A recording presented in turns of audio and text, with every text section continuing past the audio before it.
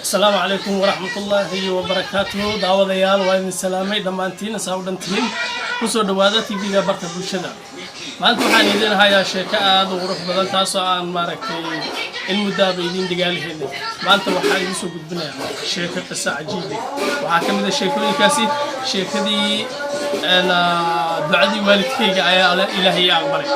هذا هو رأيي نروح كتهريبا مقالة مقدشو كنا تهريبا قدامنا سيجبتها. markaas maalinkaas waxa dhacday in uu maaragtay shaqo ka helay meel yar oo hotelkaasna wuxuu rabay waxa laga rabay in uu maaragtay soo nadiifiyo maalinkii markuu tagay meesha uu nadiifinayay inta uu san gelin ka hor asaga iyo dadkii la socday ilidda markay galayeen ayaa waxa dhacday in uu maaragtay albaabkii ay galayeen oo albaabaha markii lagu dhawaado isfuray markaas wuxuu yiraahdaa maanta ducadii hooyada ayaa alla ya aqbal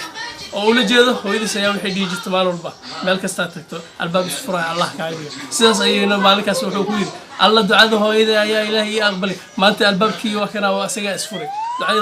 hooyadayna maqbuul waaye وما سنتين داود شكوين كل حسب بدل وايدين هيا لايك تهيلوين سبسكرايب هاي كومنتيجا انت ما هيلوين ونسوا دواء تي في كبرت بالشدة وما سنتين